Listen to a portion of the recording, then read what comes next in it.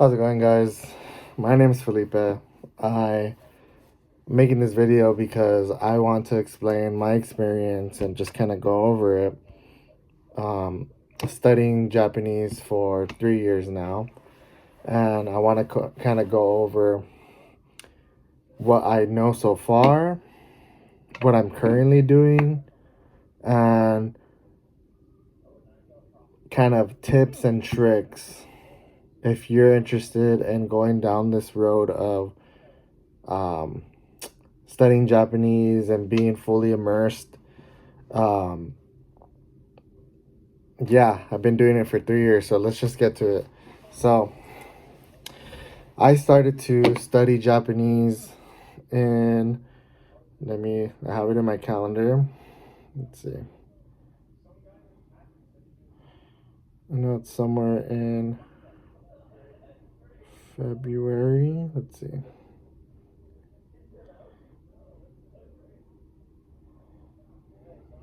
Let's see. Okay. I started to study Japanese. Oh my gosh, where is it at?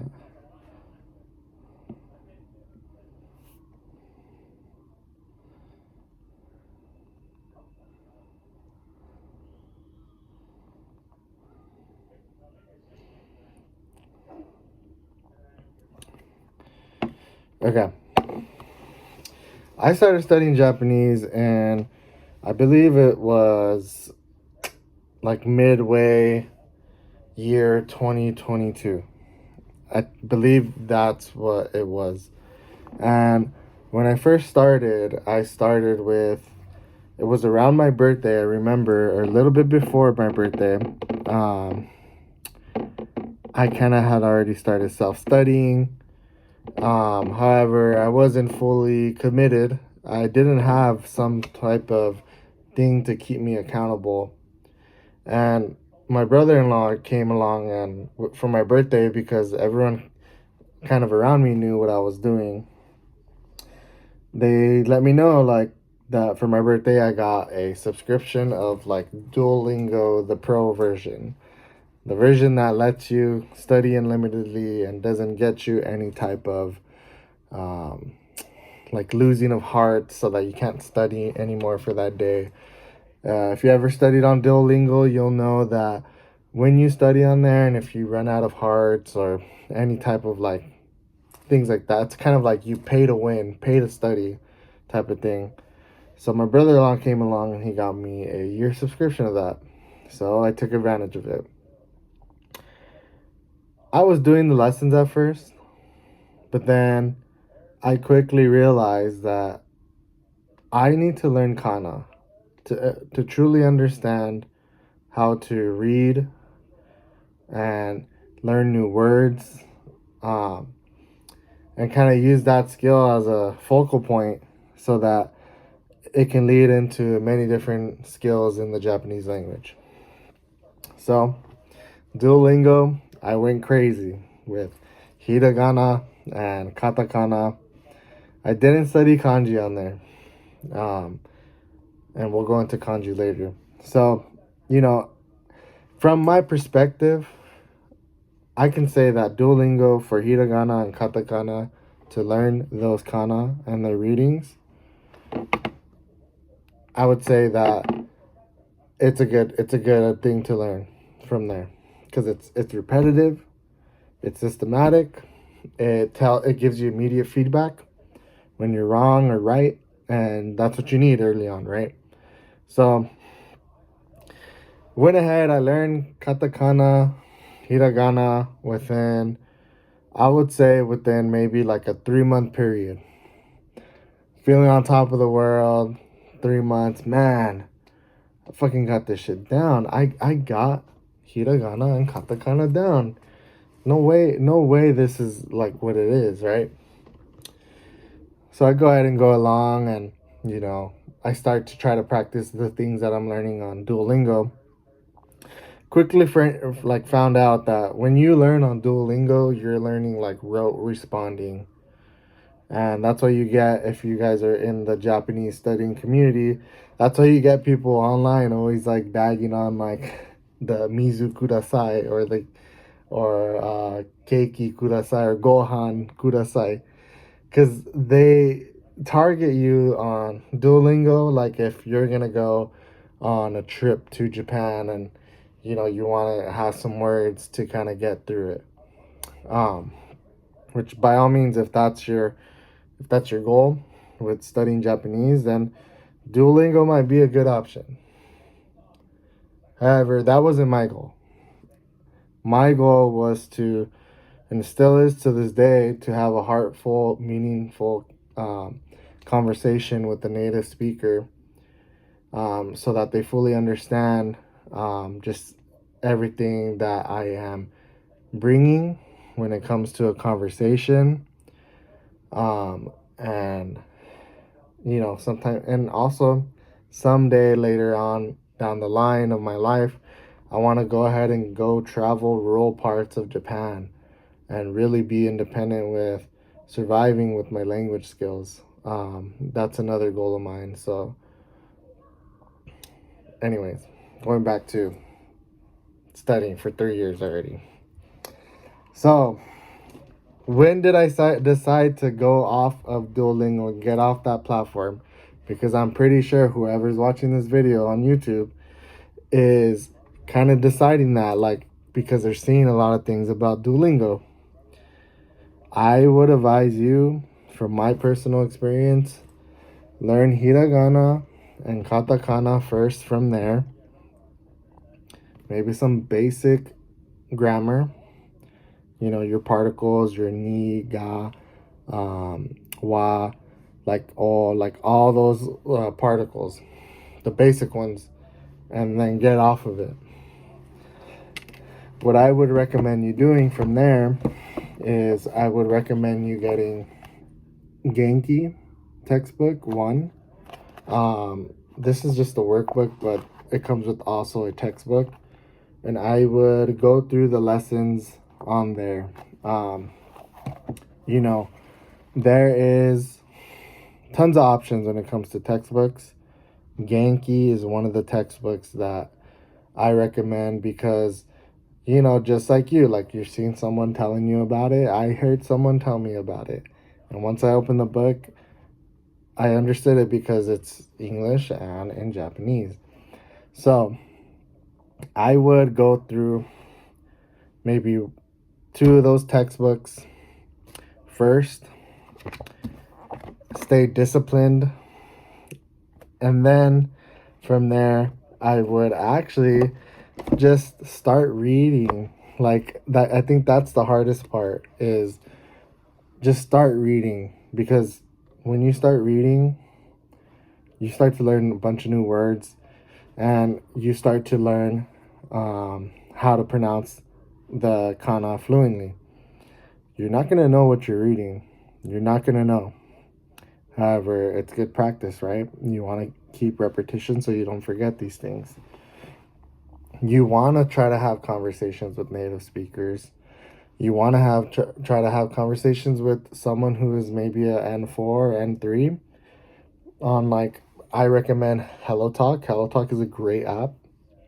People are always hosting voice rooms on that app so that you can join, and it's a very judgmental free community. People who care about this will actually help you in pronouncing stuff, and that's where I found a lot of new words in my journey for Japanese study, right? You can go down the route of finding a Japanese teacher. However, for me that wasn't an option, only because that costs a lot of money. That takes a lot of time out of my schedule. I have a sporadic schedule, and I just can't do that. So you have to really commit yourself to staying immersed in this material. So the other thing I've done is I've been fully immersing for 3 years now. And when I say fully immersing, that means watching. I don't even. Well, I watch a lot of Japanese dramas, but then also, you're watching your anime and your YouTube videos. But I think the biggest thing is listening. So, listening to Japanese music. So, for the last 3 or so years now, that's all I've done. All I've done. In my car radio, if I go to, and I can pull it up now. To me, it's a little embarrassing, even though I shouldn't feel embarrassed because I'm learning such a great skill that it's really hard, and something that I find fun and makes me happy. Um, all I listen to is just all Japanese music. Like, there's no sign of. I lost track of hip hop, new music that's coming out. The only things I hear is like maybe if I'm in someone's car and there's like a radio playing, and then I hear this new track.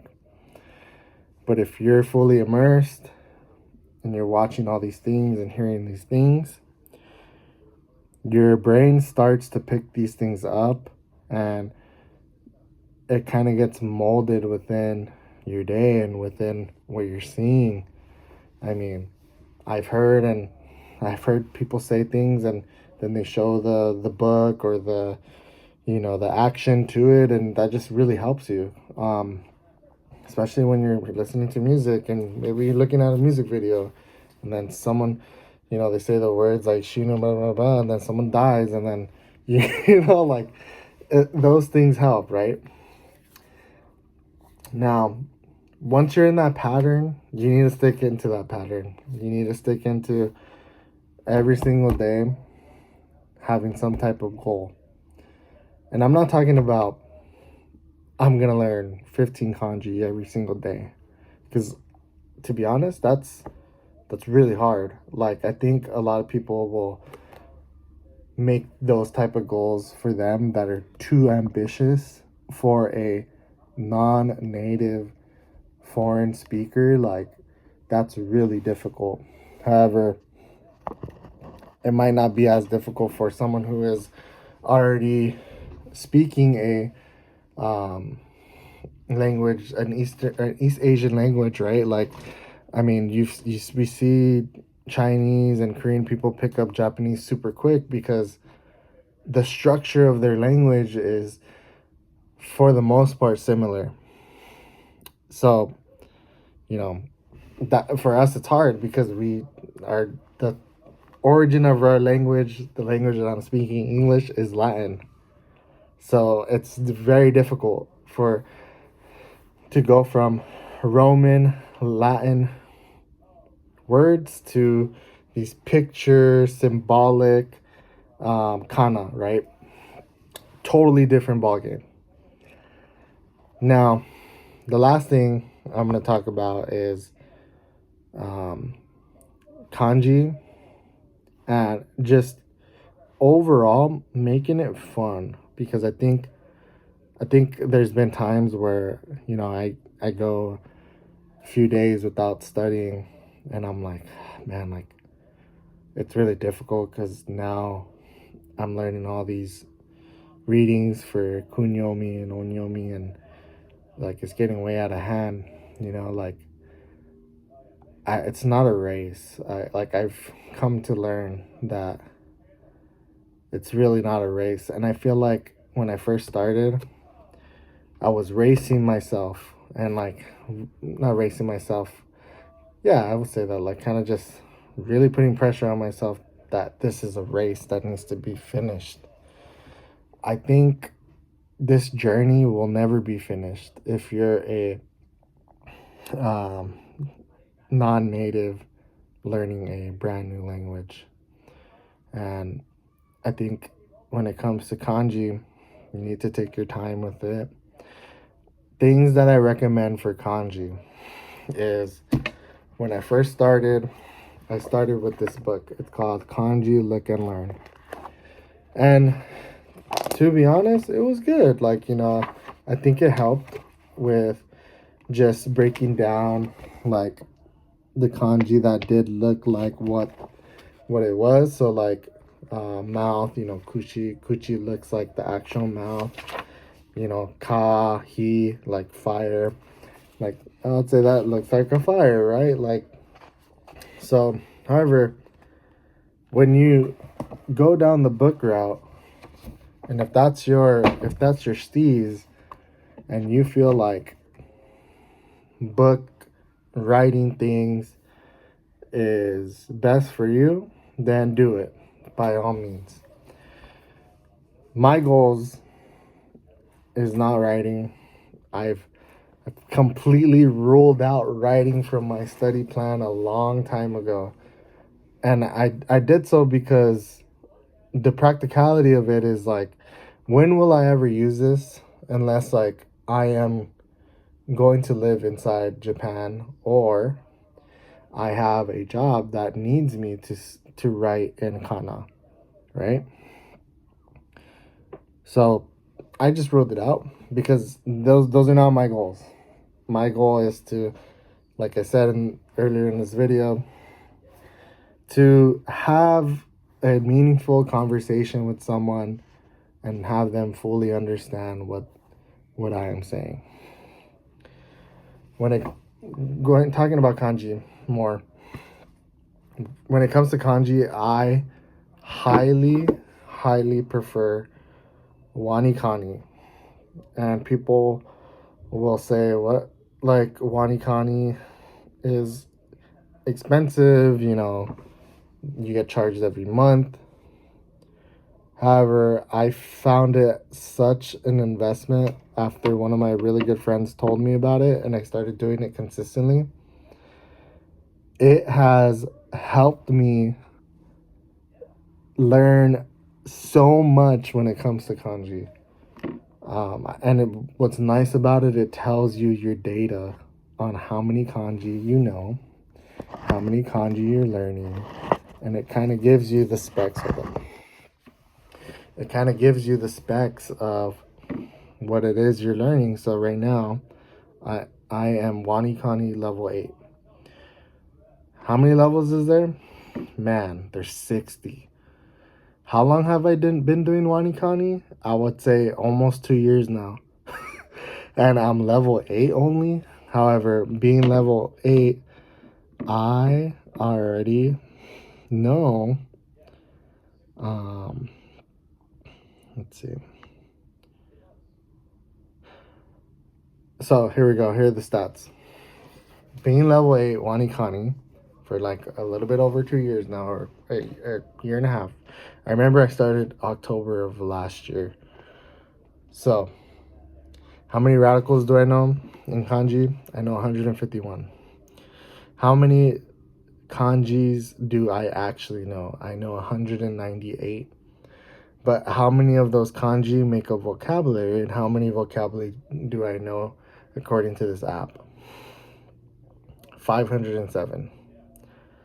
This is according to this app, though. Like, if you are consistently reading and listening and doing all these other study materials with it, you're bound to know way more vocabulary than that, because that's not an accurate read of words I may have learned in a natural conversation with the Japanese speaker, right? So highly recommend Wani Kani. I highly recommend you being fully immersed. Everything that I've been telling you right now is essentially me being self-study and me sticking to a plan. So, では、ありがとうございます。Yeah. Yap season. Anyways, I'm going to insert a clip here of me showing you reading a speech in ChatGPT of what I've learned, and me reading it in kana.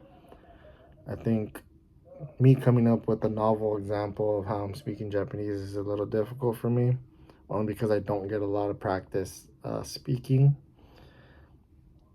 So, 皆さんありがとうございます。次の動画を見てください。ありがとうね。またね。There you go.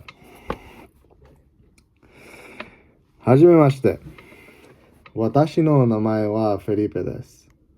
フェリペ・カンプスです。年齢は28歳でアメリカのカリフォルニア州トレンスに住んでいます。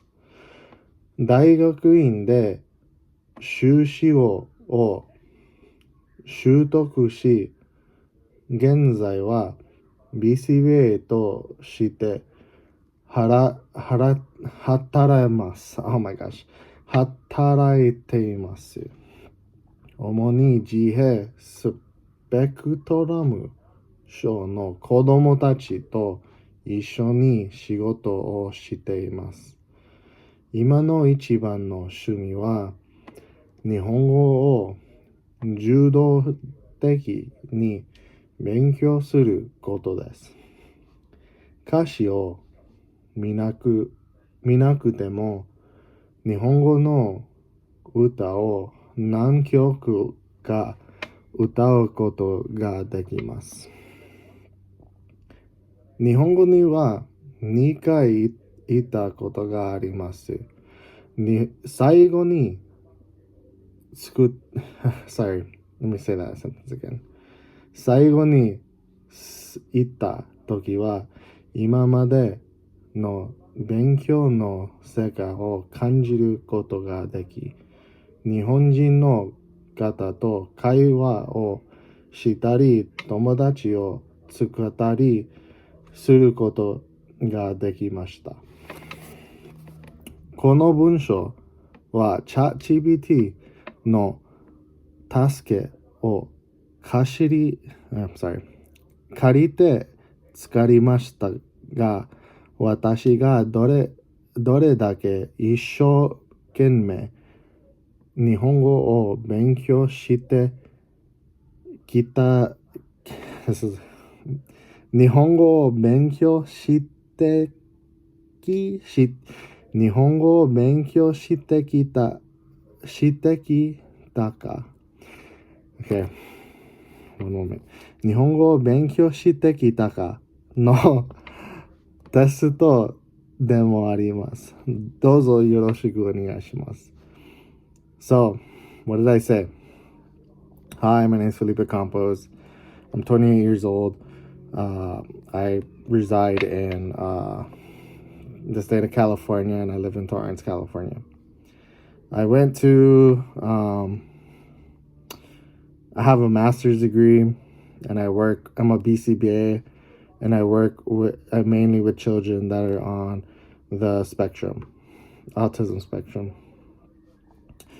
My favorite, my number one or favorite hobby is to study Japanese. I also like to sing Japanese songs. Yes, it helps a lot with studying. And there's some Japanese songs that I don't have to